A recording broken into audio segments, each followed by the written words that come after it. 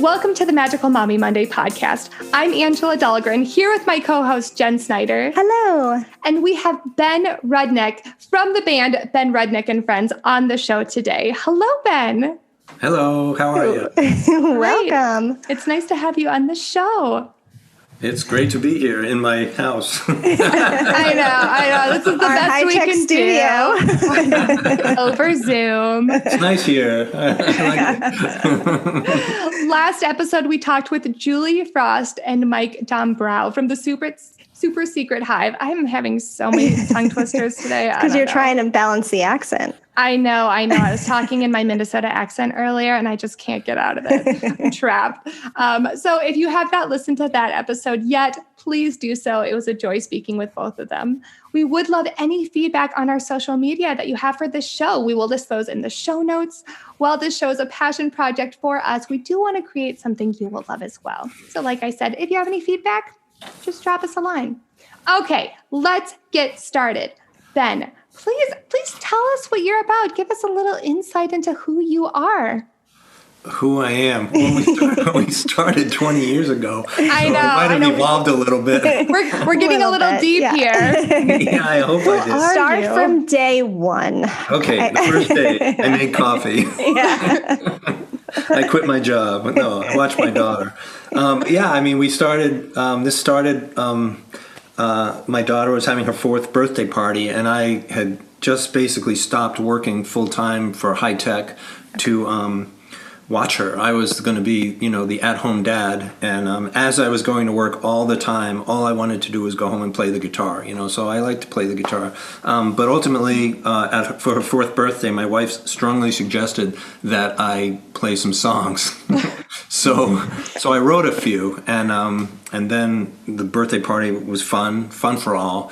And then my buddy John and I went in to record those songs, plus songs we had played together, in a bluegrass band, and and whatever we had a couple of configuration duo. So we did, and that is the album that makes this the 20th anniversary of me, of Ben Rudnick and Friends. Did you grow up playing music, or the fact that was it just a fun hobby of yours? Were you? So I grew up in Queens, New York. At that point, we're in Richmond Hill, so it's the end of the A train in one section of Queens, and then when we moved to the end of the A train, like in another section of Queens. But across the street was Mr. Alfino, and Mr. Alfino taught me accordion because I wanted a concertina. Like I swear on this TV show F Troop, which probably is history. I swear that Corporal Agorn's gypsy cousin had a concertina. I swear I saw it, but I can't find it anywhere. So I wanted to play a concertina, and my grandfather, who was an accordion player, bought me an accordion, and as I viewed that in shock, I'm like, what is that thing? Then they signed me up for lessons with Mr. Alfino across the street, and he was not a kind man, is all I have to say. I think I finally burned those accordion books, because it was just mean. But I did. So ultimately, I switched to the guitar, and yes, and I listened to the Beatles, and that's. I can't say I wanted to be a professional musician or anything, but, when you're hooked, you're kind of hooked, Yeah. I'm sure you guys are hooked on a few things like that, then it was just like, all you want to do is play guitar at some point. And so this Ben Rudnick and Friends really got to be an outlet for me to, I wrote songs before that, but to really like play and become professional and make records with purpose for a reason. This has really been great. Emily's Songs was the first. I think we have 12 now. There's a play based on my characters, and I got to see it performed. So I got to see, young kids from, I don't know, they must have been 5 or 6 to, low teens sing my songs. It was a good day. That's awesome. Wow, that's amazing. Yeah, it was so... Did I answer your question? You did. Oh, you gave me a lot to unpack here. Yeah. Okay. I know. Well, there's a lot, Yeah.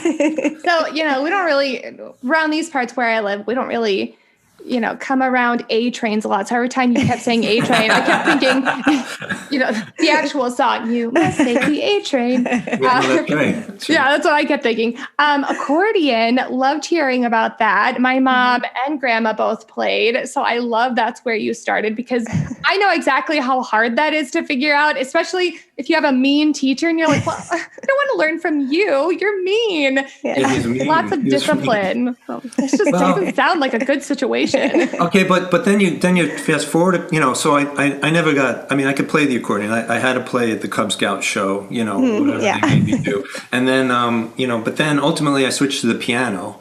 And that's great, right? Because you learn how to read music on a piano. It's very linear, right? So you can think music linear, it's in a line, right? It works. Yeah. And then then ultimately I switched to the guitar because, that was where I was supposed to go. So I ended up playing the guitar. And to me, the guitar is like 6 pianos strung together, which is kind of an interesting perspective. I can read music, which is really helpful in general. And then on our second album, a buddy of mine came in, Fun and Games was the album, and I wanted keyboards on the album because we didn't have any real keyboards. We had a harmonica.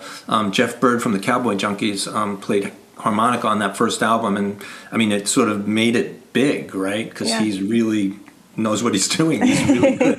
And but on the second album, I got a friend of mine who was very proficient keyboard player to come in because I was in a band with him, a rock band, the Eds. That was the name of the band. After the bluegrass band, I went rock and roll. And so he came in with his keyboard, and it just did not work. It just didn't work really at all. Yeah. But then he said, I have the accordion in the car. Do you want me to bring it out? So he brings out the accordion, and it just worked. Yeah. And then he joined the band in 2002, and he was with us until 2009 playing accordion. Live. There were 5 of us all the time. Yeah. At some point he had a wah-wah pedal on his accordion. And he, maybe he was the most. I've got talented guys in my band, which is great for me because it means I don't have to be as good. But Mark, he would play one note on this accordion, and you're hysterical laughing. And you don't know, one note, and he just looks at you, and it's just like amazing. So we, 5 of us with an accordion.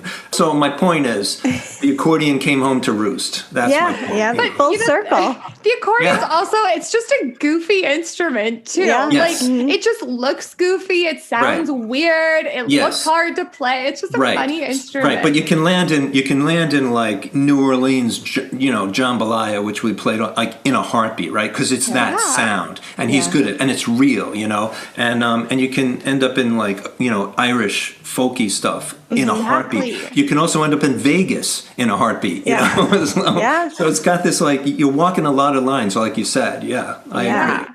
It's moldable, cool. And I'm gonna go to the millennial route and say that it's how extra is it that it's your daughter's 4th birthday and it's like, I guess we need some entertainment. And then you decide to write music for her birthday. Yeah. Well, and one of those songs wins a John Lennon Songwriting Award. That's pretty cool, That's amazing. That was a highlight for us. Yeah. Because then we assumed that Yoko liked us, Yeah. If you think about it, Yeah. Exactly. If you only knew where that birthday party would have taken you. 20 years later. She's 25 now. She just turned 25. Oh, yeah. I guess that makes sense, wouldn't it? Yeah. As we do the math in our head. Yeah, exactly. That does make sense. So you said that you're able to read music and that helped with playing the piano. So playing guitar, are you more of someone who can look at a song, read the music, and play it on the guitar? Or can you listen to it and then just play it from hearing it? Good question. I'm sure there's actually a term for what I'm talking about. Yeah, can you play by ear? Play by ear. There's a couple of things there. So if I'm writing a song, usually, I close my eyes and play and see where it goes. But there are rules, that are meant to be broken, and I know I've broken a lot of them.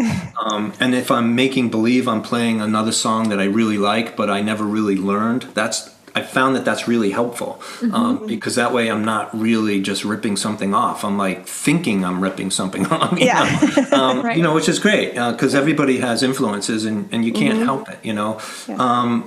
I will learn things if I'm trying to learn, like I try and learn a lot of music, like solos or whatever, and I'll write it out meticulously, for various things. I do that by ear, but if there is written music for it, I will use that. It's a tool. Right. Yeah. If somebody's already done the work for me, I'm happy to incorporate it. It's, thank you. I appreciate it to no end. So I did see that you play a good amount of blues, and when you have that blues chord there, you can just kind of go nuts with the improv and play around to create a song, I'm sure. Yeah, I play. I don't know what you saw about blues, but I started studying with a guy named Jorma Kaukonen. I think it was right after 2 elections ago. That's when I got there, right after that election, and I started. I went to take guitar class with a guy named Bill Kirchen, who was in this band called Commander Cody and the Lost Planet Airmen, and he wrote like the guitar lick for Hot Rod Lincoln.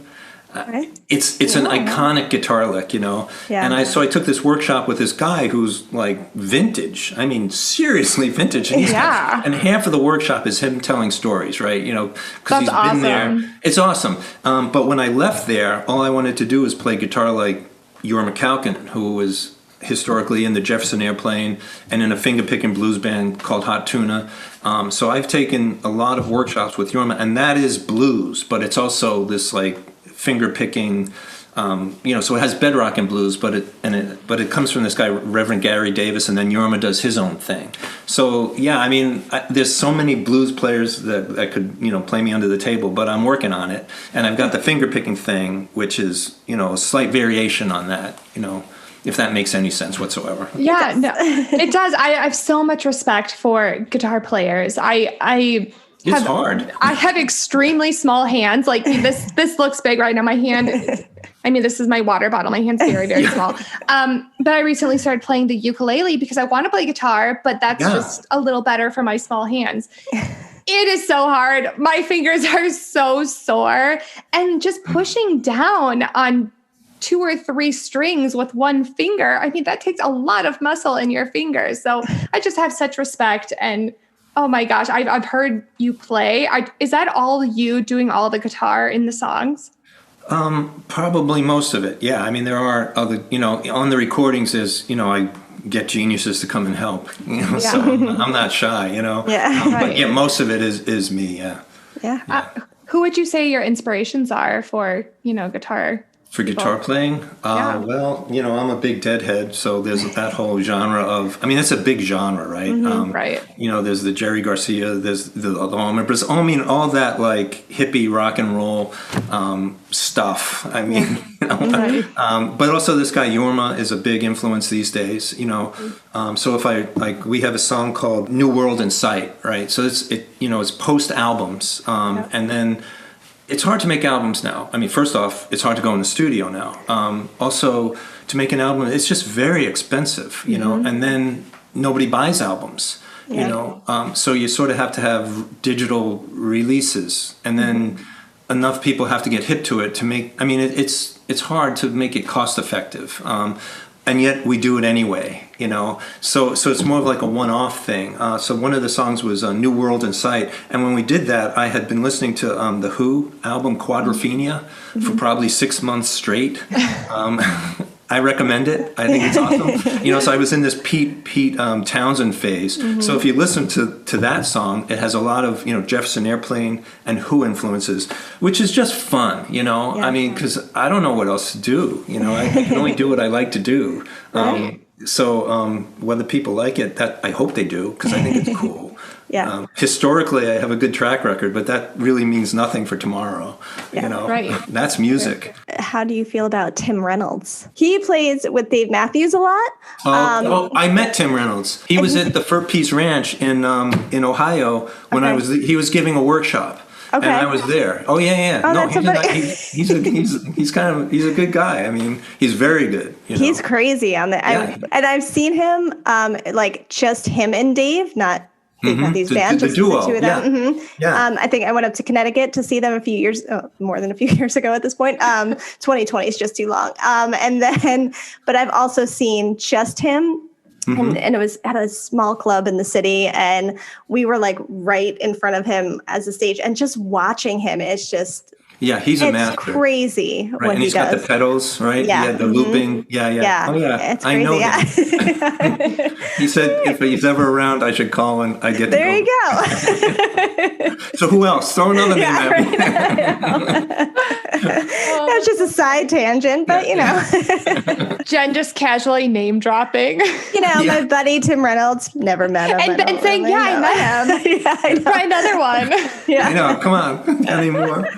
We've been actually pretty lucky. I mean, I typed all these notes. I didn't really know that you guys would get to see them. But Jeff Bird is a friend of mine from the Cowboy Junkies. So, at some point I was like, you think Margot would sing a song? Margot Timmons? Mm-hmm. And he's like, well, you can ask her. So I asked her, and she said yes. Yeah. And so on our second album is this song, Everything Is All Right. And, she did it in one take. I got to be there when she did it. Oh my gosh. I mean, what a thing, Yeah. I was like, wow, So now I go see the Cowboy Junkies, and Margot's like, how you doing, Ben? It's like, good. Yeah. Really good right now. I'm good. How are you? Exactly, But it's, I mean, that was 2002, right? So I've known, saying I know Margot is a lot. And, I'm not going there, but I've been an acquaintance of theirs for like 18 years, Yeah. So they come to town, I go see them, But that's amazing that you're, amazing. Fan turned acquaintance. I mean, that's pretty huge. She said yes, Or there's another band, I don't know, this is another one I'll throw at you, Did you ever hear the New Riders of the Purple Sage? I haven't. Jerry Garcia helped start this band, New Riders of Purple Sage. He was too busy, couldn't play pedal steel with them, gave the seat to this guy, Buddy Cage, so I needed a pedal steel player.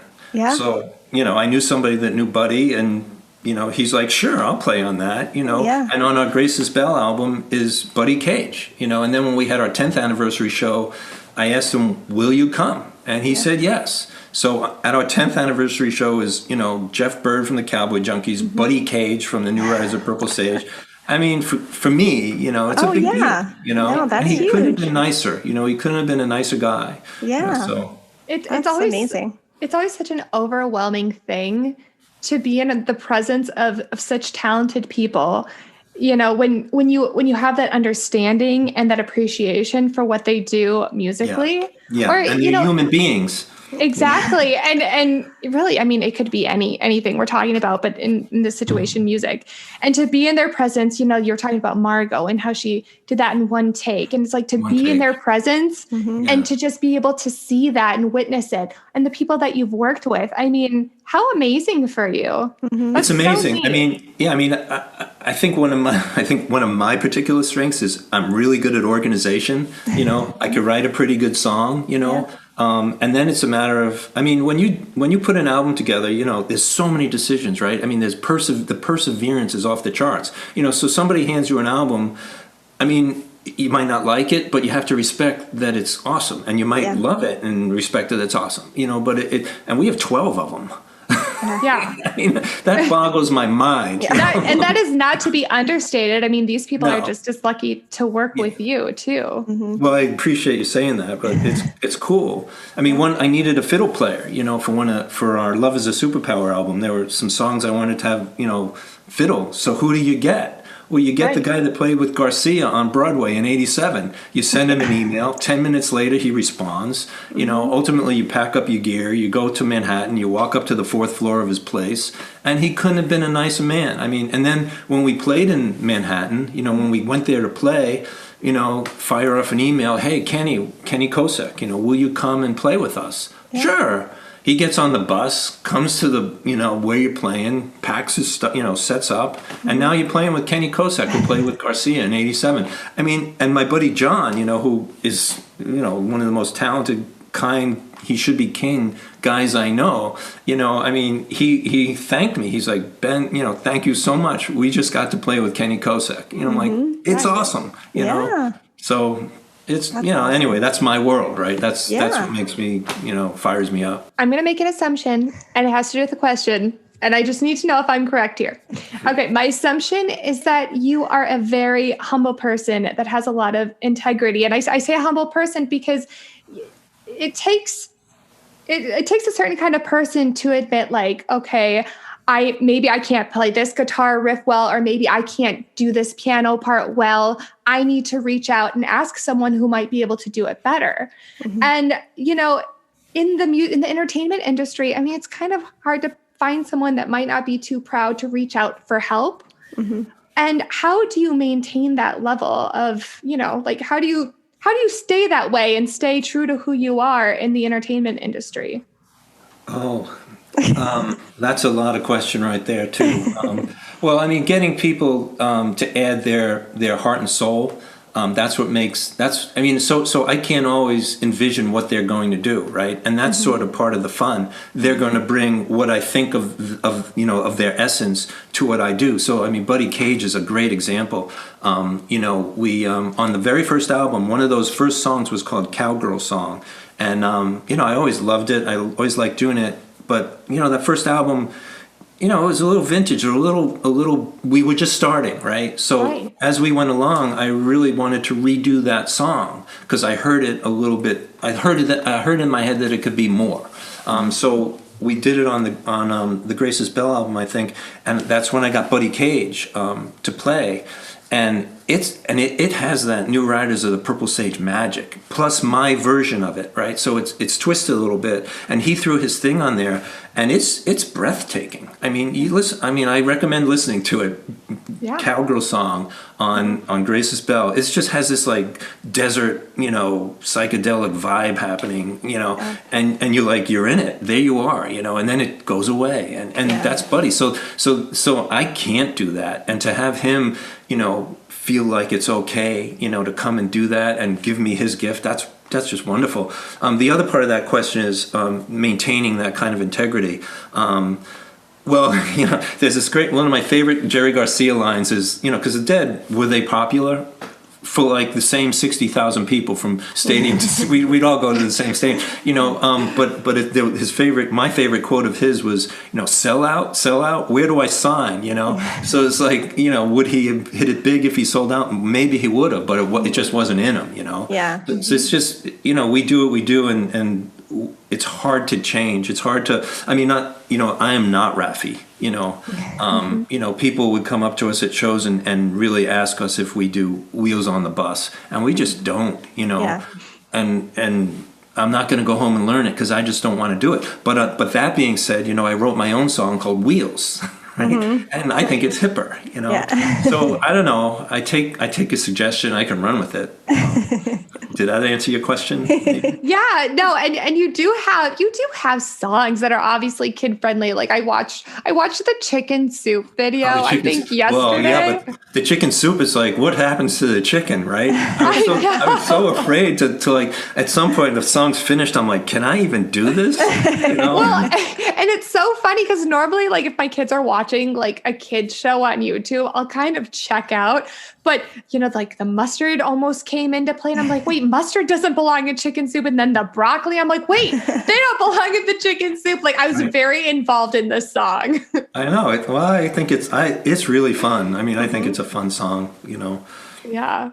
But you have your own spin on it, and that's what makes you stand out from the different, child and family musical entertainers. Yeah. Right. I think so too. And I don't know how to do anything else. I only know how to be but that being said, over that many albums, I got to really take a whack at all these variations of what I like, right? Because you can't just play the same song over and over. You really have to, I like reggae, so on that last full blown, on the Love Is a Superpower album, there's a song in there called Where Are the Dragons, and I just love that song. It's just, where are the dragons? Where did they go? And you could that turns into a, where are the bears? Where are the kind of the polar bears? Where are they going? Do they know? That's kind of heavy for a kid, but I'm not hitting them over the head with it either. It's just got a nice groove and a gentle lilt and a awesome solo, and so there's that kind of perspective that I'm not singing about breakfast all the time, Right. And that's just a gross generalization of what kid musicians do. It really is, and I know that, so I only know that I need to, like another example. I'll stop stuttering and speak. Our third album is called Blast Off, right? So we get to do the countdown. We blast off, and then the second song is called the sort of a segue. It's called I Got a New Friend, and my daughter.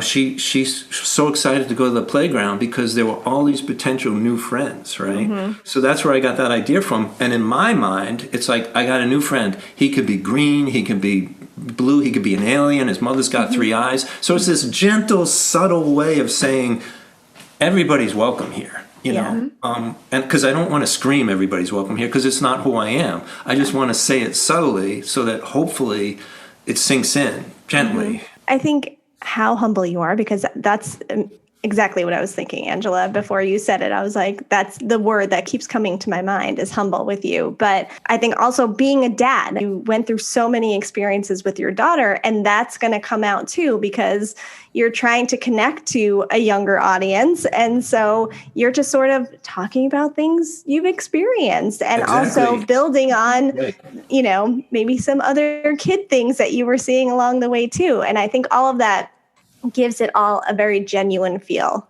and easy to connect to for families. Well, there was one song, New Hampshire. They have these themes for the summer, right? Because one of the things I think out in Long Island too, you know, we get to play summer evening concerts, and I think it's a little bit special to this area because we have all these New England town centers, and the towns actually pay us to play, so people get to come to free shows. We get to throw up our PA and basically do whatever we want, right? Because it's not just for kids, you know. So we get to launch into Hey Good Lookin' and jump on San Antonio Rose and Big River at the drop of a hat. But then there's all this stuff that I wrote that really transcends. And one year they had this whole, you have to sing about reading. You know, I'm like, okay. You know, so I'm like trying to write this song, you know, about reading a book, and I'm like, I've got like pages of notes, and I've got no song. And I just asked my daughter, you know, why do you like to read? And she goes to me, because anything can happen when you're reading a book. And I was like, oh, song, boom. Fantastic lyric there. It's a great, and you know, we've done that song, and you know, a couple times it just hits, and everybody's doing their little dance, and we're happy singing, and it's fun. You know? No, what I love about your work is that it seems like, you know, some performers kind of become a slave to the audience. You know, like you see what's working, you see the formula, and you're like, okay, I got to keep doing that or else they're going to leave. Yeah. But you kind of take a different approach. You're like, okay, well, I still want to do what's going to make me happy. So I might do Frosty the Snowman, but I'm going to put my own spin on it, my own genre of music, and do it in a way that I like. And I really appreciate that. Frosty the Snowman? My son was singing that all day today. It's awesome. It's awesome. It's so I love good. playing Frosty the Snowman. And Jingle Bells. Oh my gosh. We did that holiday show. We did a holiday show every year for 18 years or some crazy thing. Yeah. And so every year I have to relearn those songs. And it's just a hoot. I mean, I think that, you know, every year I think that's the best album we did, you know. Yeah. But I don't know, you know. But if you don't have it, I'll send it to you because I've got tons of them and it's fun, you know. Yeah. Oh my gosh. I would love to hear more of the Christmas album too, because right now we're doing, you know, putting up the decorations and everything. So we're in it. So we definitely need to hear more of it. But I love that. I love that, you know, you're going to do what you want to do because otherwise you're going to get bored and your heart's not going to be in it and the passion's not going to be there. No, that's right. Yeah. But on that note, what would you say, hard question, your favorite genre is to play? Oh, to play. Oh, is that different for writing? No, it's just hard to pick one. Like when we're playing, you know, the music that we play as a band and that I've written really just, you know, we could bounce from genre to genre to genre. I mean, you know, we'll play, like I said, San Antonio Rose by Bob Wills. Then we'll play Hava Nagila, which we recorded and was included on a Putumayo CD, right? So it was good enough that Putumayo sent it around the world. Yeah. And then we could play Macaroni and Cheese, you know? I mean, so this is like, and then Here Comes the Sun, you know? I mean, so it's hard to pick a genre. I mean, I'd have to say, you know, my favorite music in the world is, you know, a couple of Grateful Dead songs where Jerry's just wailing on a envelope filter and it's like, wah, wah, you know, I mean, it's just like, this is what, you know, my version of a great sound is, you know. But then there's the Beatles and George Harrison, you know, so I like, but the thing with the Dead stuff is, you know, it's freeing, right? There's no, I mean, there's a framework, but it's not like you have to, like when we play Here Comes the Sun, I play Here Comes the Sun.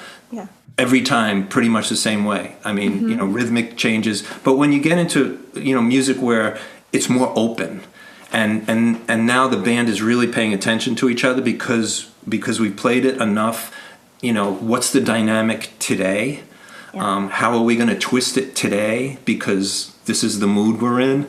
Right. I mean, that's what I really like to do because it's just so organic. It's fun. I mean, we play for every year, every September or October, we play this apple orchard up here in Ipswich, Massachusetts. You know, it's gorgeous, and it's September. The sky is blue. You know, and one time we went down to D.C. to play a couple shows down there, and so we're packed into this van, right? And we're listening to the Grateful Dead Sirius radio station like the whole way, you know, there and back, which isn't everybody's favorite, but you know, I'm driving and John's sitting next to me, so it's okay with us, you know.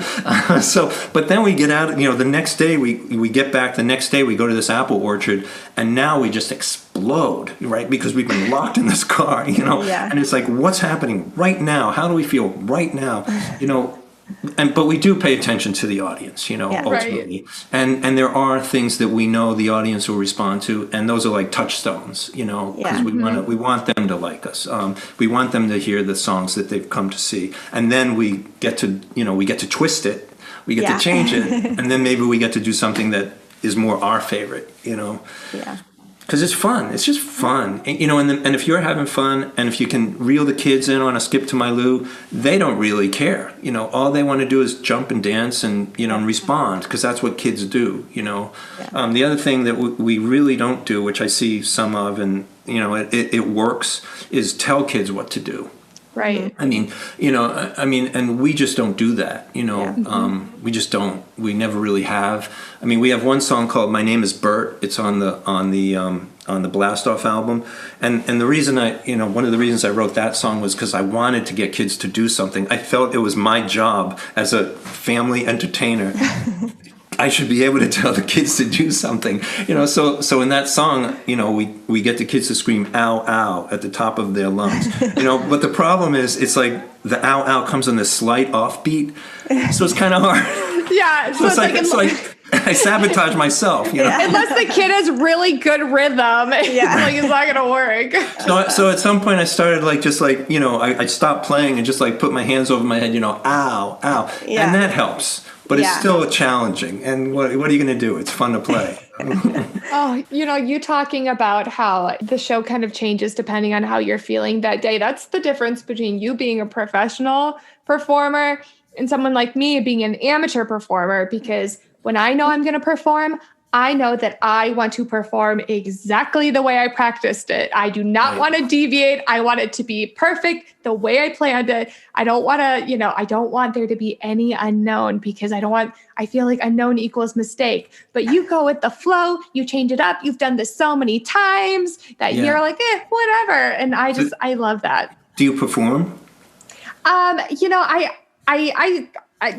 kind of different things. Mainly right now, it's just kind of down to singing for church, weddings, funerals. But it was a lot more before, you know, when the kids were little.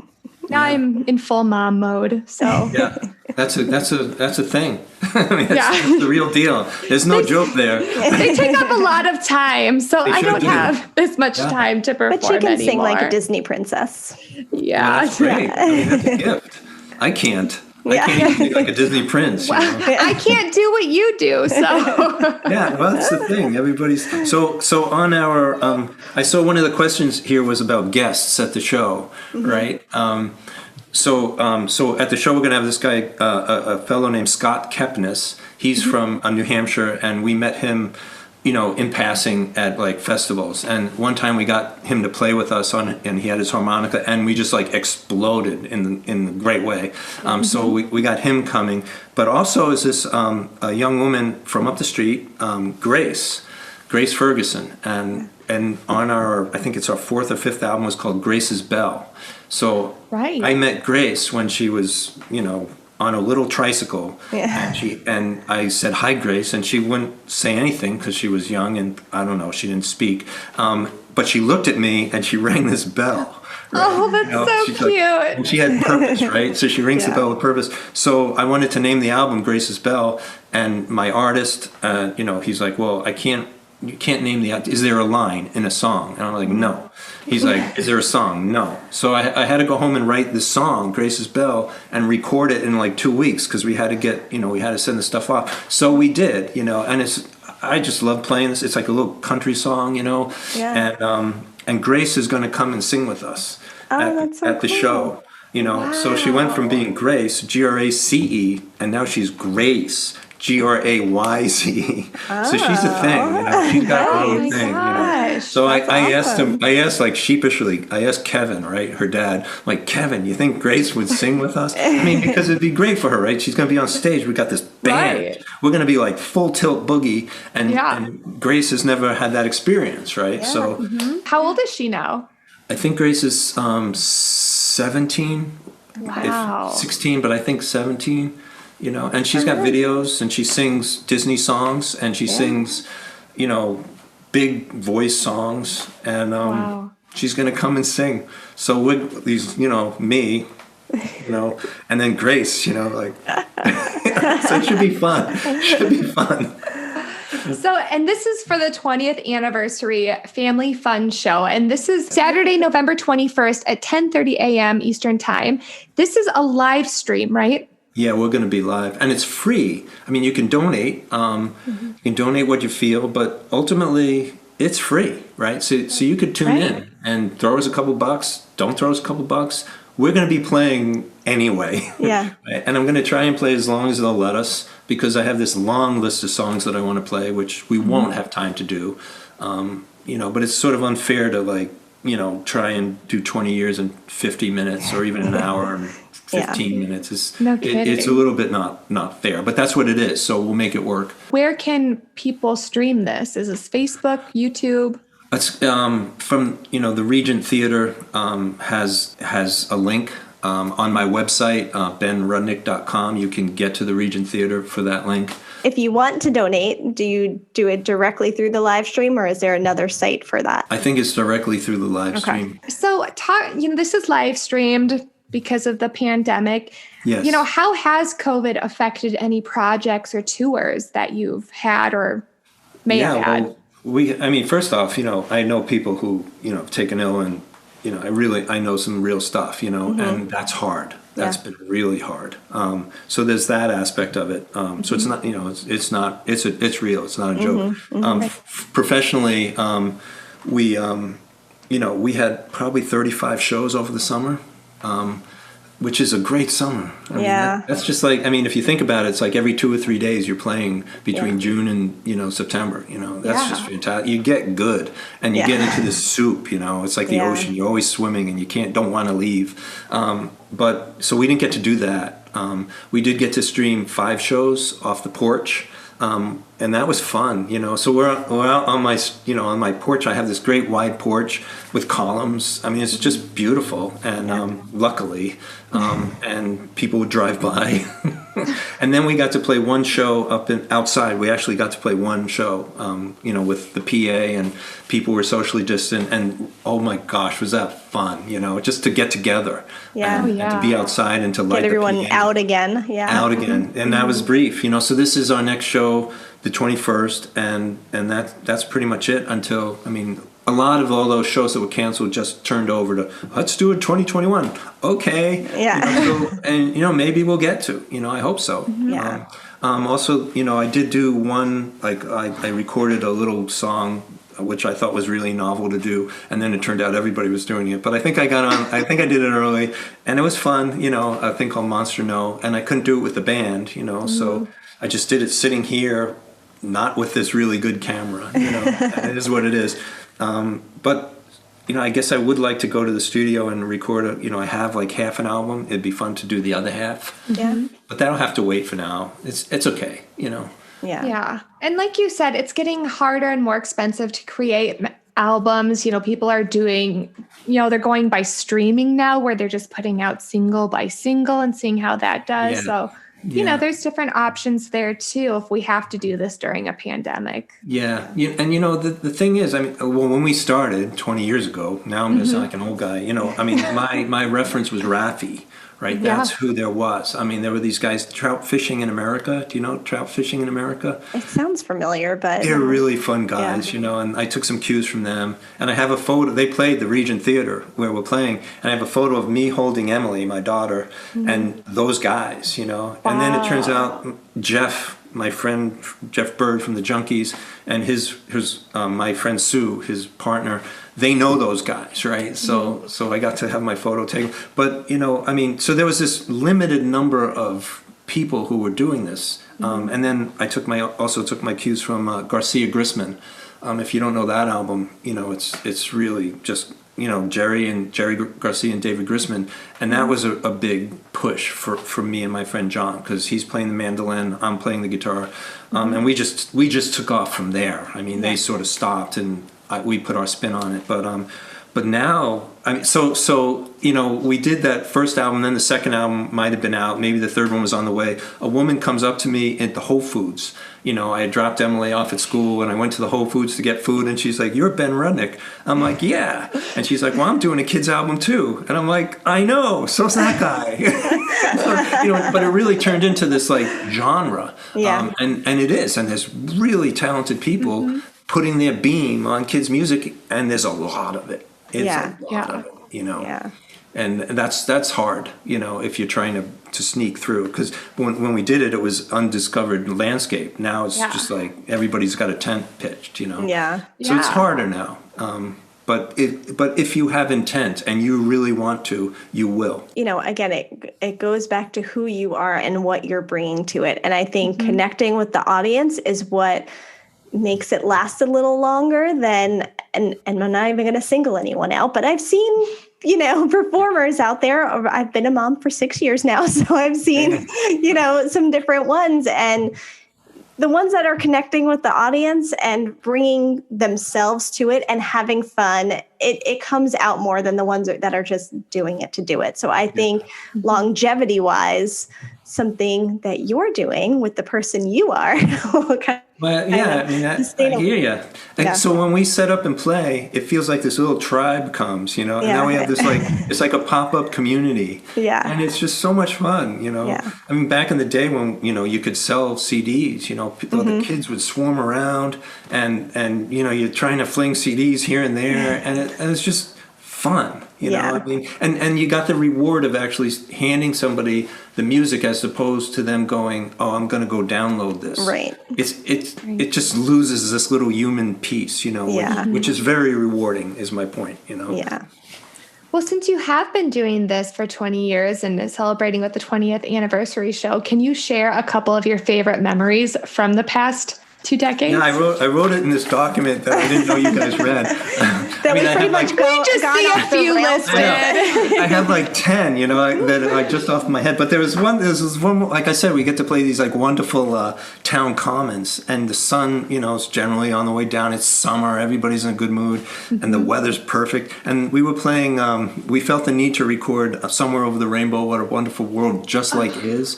And it's fun to do. It's just fun, and we put a little spin on it, But we were playing it, and there was this older couple waltzing, and it's just that perfect moment where they're not kids, they're just like this whole lifetime, and they're waltzing to us. Yeah. And I look at John, and John looks at me, and it's like this is cool. Yeah. It's good. So that, I don't know if that's the top one, but that's a good one. It really shines. It's Yeah. got that Disney dust around it, as far as I'm concerned. Yeah. And I was For going sure. to bring up earlier you playing that song because I'm a big fan of that. The combination of the two, and It's fun to do. Yeah, it's awesome. So what's next for, Ben Rudnick and Friends? Oh, well, I was thinking about that today because I saw that you were going to ask me. I mean, it's hard. I mean, after 12 albums and 20 years, it's a lot of work to, I've done like all that booking, all that organization. At some point you're like, oh man, that's a lot. And like when after that first album, Emily Songs, I had to do that next album, Fun and Games, and after Fun and Games, and we got those awards and the great reviews, I had to do, and it's like you have to, and at some point you're like, oh man, I don't have to. You're like, I don't have to do anything. I don't have to do anything, I mean, I do obviously, but I don't feel like I'm on that, I need to send that CD out. Right. Anymore, because again, it's not the same, and if you do something, it seems like it has to have a video, right? Right. So it's this whole process that's a little different, and it's still a shock. a little bit, Yeah. But that said, I do have some songs that would be nice to, inflict my music on people again.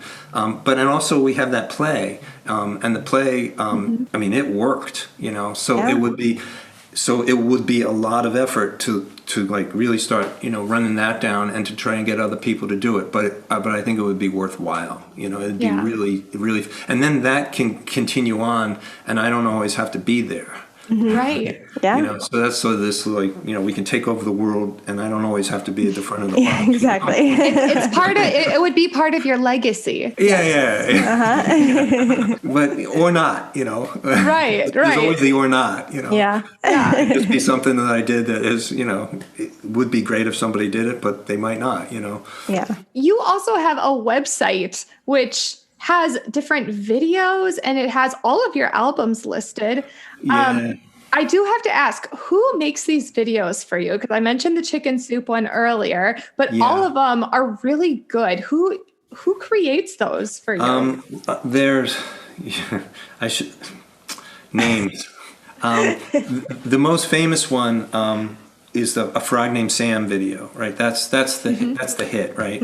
So that my friend Bob, he was introduced to me to do that very first album artwork, and he did just about every album after that, and all the artwork. So for that particular A Frog Named Sam video, which was really put us on the map, I guess, his son had just come out of Simon Von Elk just came out of film school, and he needed a project. So that was the project. So it was Bob's son. So it was in the family. Then came along, I think there was, I Got a New Friend video, was a kid in France.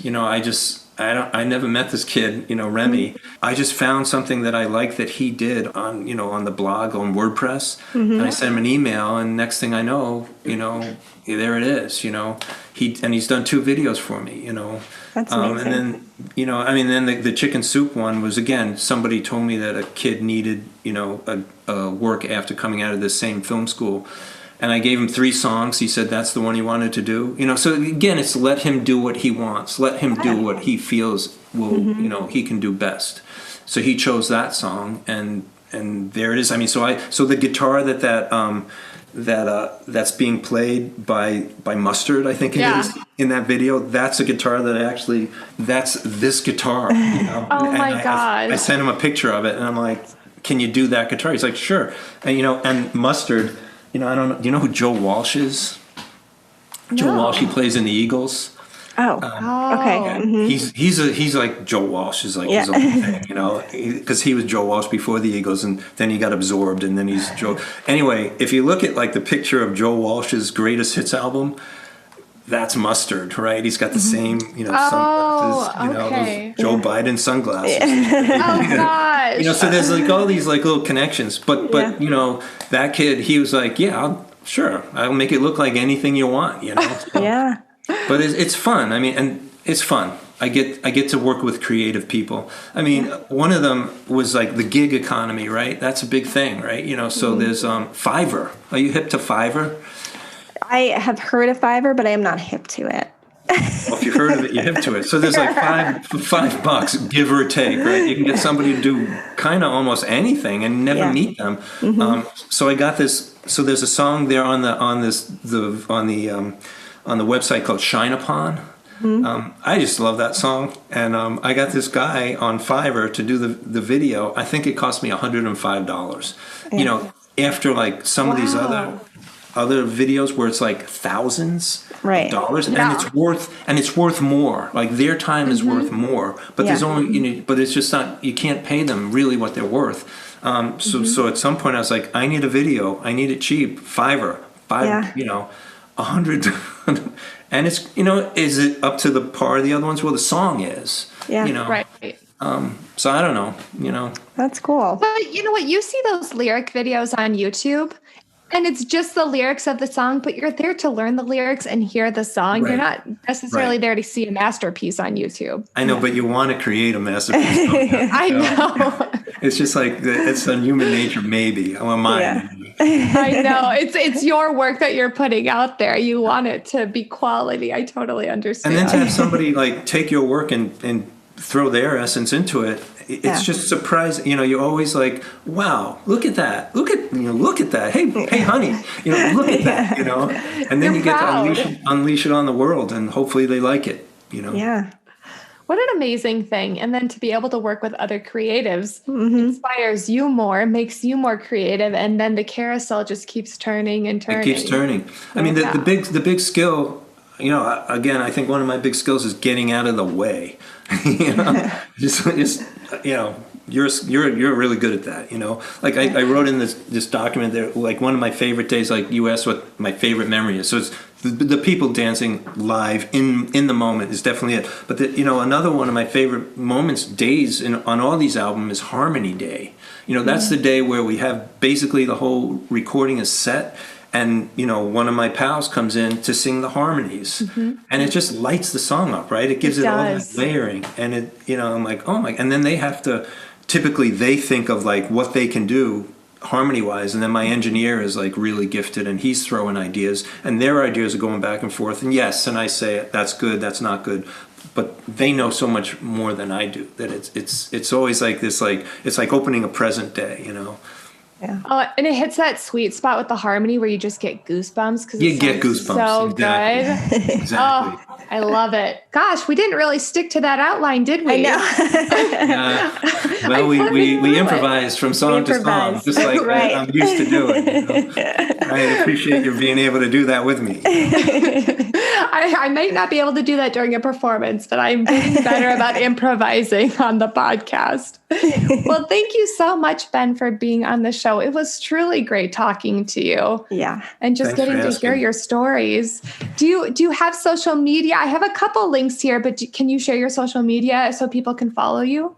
Yeah, we're on Facebook, Ben Rudnick and Friends, I think it is. I'm pretty sure. I can send you those links. And then there's I'm on Twitter. Yeah. I just followed you today. Ben Rudnick Kids. So again, his 20th anniversary family fun show is Saturday, November 21st at 10:30 a.m. ET. And that is free admission, and it's a live stream. So you can watch it from the comfort of your own home. Right. You can check in, you can check out, you can check in. I think maybe you can comment. I have no idea. Send me a note. Yeah. We'll definitely have to say hi. Yeah. Exactly. Yeah. You'll be playing, so I don't know that you'll see right away. Right, yeah. Right. We'll be there, so. We'll be there. We'll be there in the theater, but nobody around. But I think just being together is going to be so much fun. Oh, yeah. Running through the songs is going to be great, so. Yeah. Well, thanks for having me. I really appreciate it. No, yes, thank you. If you enjoyed this episode, make sure to give us a review on iTunes if you'd like.